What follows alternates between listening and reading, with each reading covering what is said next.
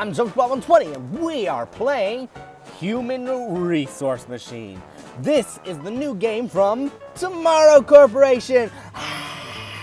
If you guys don't remember Tomorrow Corporation, those were the guys who made Little Inferno, which was one of my favorite games of like the year that Little Inferno came out. Whatever year that was, it was one of my favorite games of that year. It was just so fun. It was just really entertaining game to play. What it did well, and there's just something really entertaining about burning things. So if you liked Little Inferno, there's absolutely no guarantee you'll like this game, because it is a completely different game. So we're gonna get started. Yes, please select your employee ID. That would be me, the guy with the blue hair and split right down his face. So what you do is you start here in mailroom 1. There's a whole bunch of floors. Each floor is a year's, but if we click on this guy, hello, he'll talk. So this is what he says: welcome to your first day.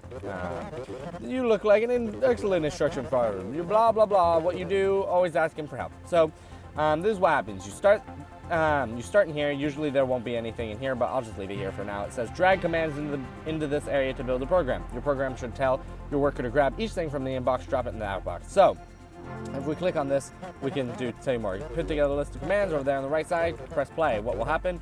Who knows? And then give me an example, and then optimization challenges as well. So these are the extra challenges that you can do. But essentially, when you click play, it will do each step one by one. So we'll do inbox first. What is inbox? He goes to the inbox. Yep, we got it. We got it. If we do inbox, then outbox, what does he do? He goes to the inbox, and then he goes to the outbox. Boop. And then if we do inbox, outbox, inbox, outbox, inbox, outbox, what does he do? Exactly what you think he'll do. Inbox, outbox, inbox, outbox, inbox, outbox. There we go. I usually speed it up because once we got it, we got it. Mailroom, boom. Size challenges, boom. Next level. So we'll do the next level. This one adds some interesting functionalities. So grab each thing from the inbox and drop each one into the outbox. It gives you a new command, jump. Why do I have this open? I'll show you in a second. We'll jump back to the beginning. This is the first one. So what does the jump thing do? Exactly what you think it's gonna do. You click play, inbox, then outbox, then it jumps to the beginning, inbox, outbox, inbox, outbox. Then we did that, yay! But then when it pulls it up, it uses the right amount of sizes, but not the right amount of speed, which is very strange. And I thought it would have. I tried to count how many steps, but I just didn't. So this is how you do the speed challenge, which I guess makes sense. It does the exact same thing, but harder. It just takes a lot more time to write out. Like really, just way too much fucking time to write out. There we go. Next level. Copy floor. Ooh, this is totally new. So what is this? Ignore the inbox for now and just send the following 3 letters to the outbox. B-U-N-G. So they're on the floor. Well, what do we want to do? We want to get something. We want to copy from the floor and bring it to the outbox. And then we want to copy the next letter, which is U, and bring that to the outbox. And then we want to copy the letter B and bring it to the outbox. There we go. Run it. Boom. Bug. Da da da da da da da da. Next level. So if you have any brain cells whatsoever, it will be very easy, but it gets hard. Trust me, it gets hard. So grab the first 2 things from the outbox, drop them into the grab first 2 things from the inbox, drop them in the outbox in the reverse order. Fair enough. So we want to grab something from the inbox, and then we want to grab something else, and then we want to put them in the outbox. Yes? Whoops, sorry. Let me try that again. I'll slow it down for you. We want to grab something from the inbox. Nope, he just trashes it. We don't want to do that. So we need to do something with that. What is the copy to function? It puts it on the carpet for you. So we'll put the first one on the carpet, and then we'll go get the other one. Now we want to put them in the order backwards. So we want to copy that from the floor and then put it in the outbox. Boom! And then just repeat it until rinse and repeat, essentially. There we go. Did it work? It did, because he didn't yell at us. Did we do all the challenges? I don't think we did. I think we might have not done the speed challenge. Oh, we did.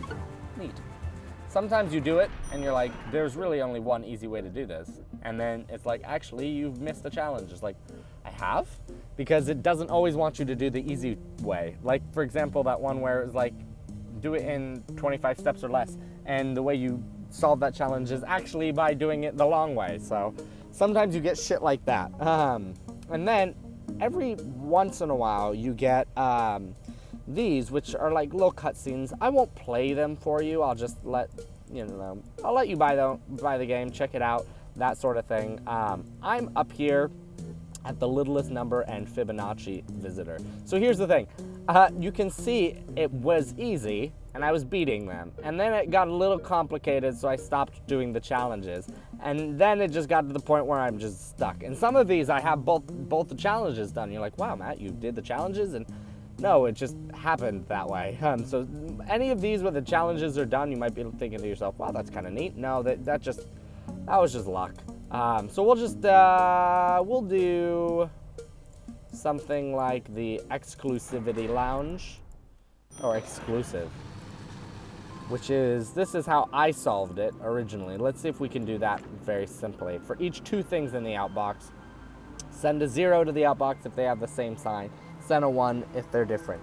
So we want to take something from, so as you can see, it adds new steps each time. It's a programming game. And then you also have comments, which is nice, but you have to draw them out, which is annoying. Because with a mouse, you get shit like this, which is like you're trying to, no, you just want to draw it like, hi. It just looks weird. But you have the comments if they're there. The thing that bothers me the most about it actually is that they're way big compared to everything else. So for each two things, we want to get something from the inbox, we want to copy it to the floor, and then the other thing from the inbox. We have jump if 0, and jump if negative. These are your if functions. These are how you determine if things are things, essentially. So here's the thing. Send a 0 to the outbox if they have the same sign. So if you take a positive and you add a positive, what do you get? A positive, I think. Yes, always. If you have a negative and you add a negative to it, you're gonna get a negative. Okay, that makes sense. I've lost myself already. But if you have oh shit. Oh my god, I literally have no idea of how to do this. How did I do this? So inbox, jump if negative. Oh, that's how I did it. So I checked each one. So I grabbed one. So I would grab one, and if it was negative, I'd grab the other one. Actually, if it was negative, grab the other one. And if it's negative, then copy from 0, and then send that to the outbox. But if negative, boop, and then we do this essentially. So what this says right here is if the first number is negative, do this. Okay, here. Oh, we'll do this. Like this. So if the first number is negative, we grab this, okay? And then if that number is negative, we do this. But if the first number is negative and the second number is not negative, then we are going to copy from here and then bring it to the outbox and then go back to the top. And then if we grab this one, and if it's not negative, it goes here, and then we go to the inbox as well. So let's see, jump to here, and then if this one is negative, or if this one is negative, we are going to copy from here. Otherwise, we're gonna go to here. So see, some of the things are like, there's like no otherwise essentially. There's no if then, you just have ifs, and you kind of have to fill in the then with your own head. So I think I did the exact same thing. Actually, no, this looks different somehow. Oh, I did this differently. Oh, well, let's see if this one works. So,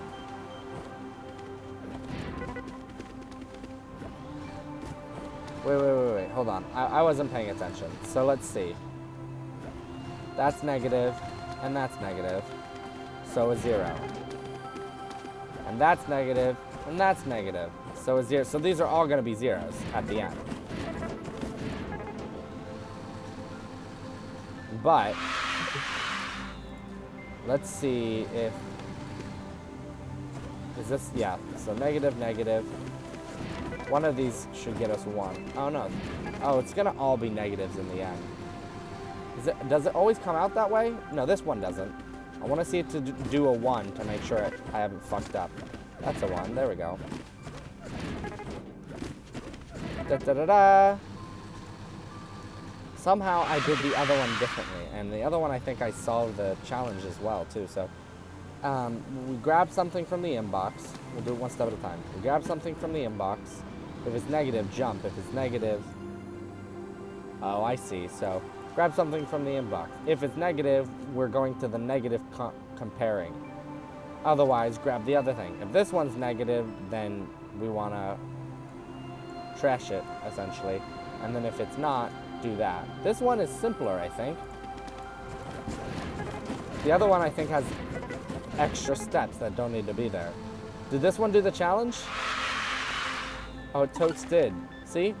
So that's one of those things. And I mean, both of those do the same thing. It's just, it's like the frame of mind that you're in, I guess. So there's one more. We'll do one more and then I'm going to head off. Just because I don't want to, like, you know, give away all the answers. But those ones were super easy. That one, a couple different ways to do it. And also, it's not on the main path, so I'm not worried about it. There's Fibonacci Visitor, which I'm stuck on, but I don't have to do, so it's not a big deal. But the littlest number as well. It gets darker and scary. Look at this. Oh, I've still got shit marked from last time I was here. Inbox 1 through 4. We'll go here. So for each 0 terminated string in the outbox, send the outbox to the outbox only the smallest number you've seen in that string. You will never be given an empty string.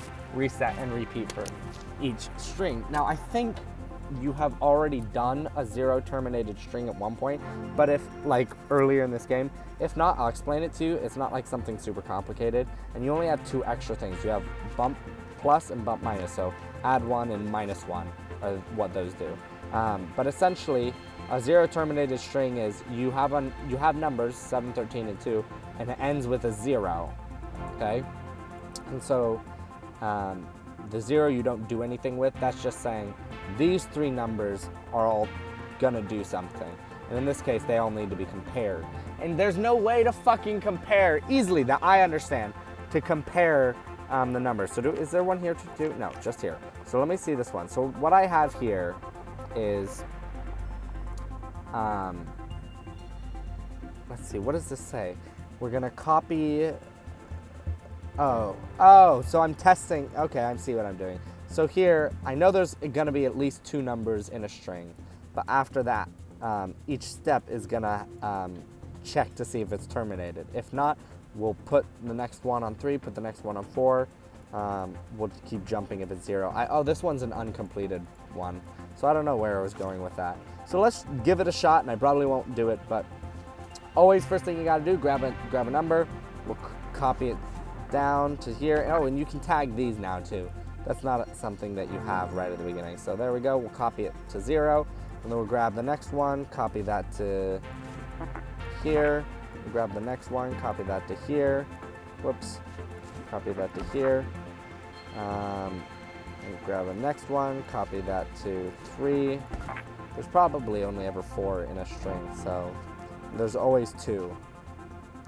So what that does is that makes sense. So check to see if there's 2. If 0, do that. Is So 1, 2, and then after that, is this a 0? If it's a 0, next step, no, and copy. If this is a 0, the next step, and then we come down here. So that makes sense, which is the same as the beginning thing. So we try to figure out how many are in the string. Then we need to compare them. How do you compare? I don't know. It doesn't make any fucking sense. So here's what I was thinking.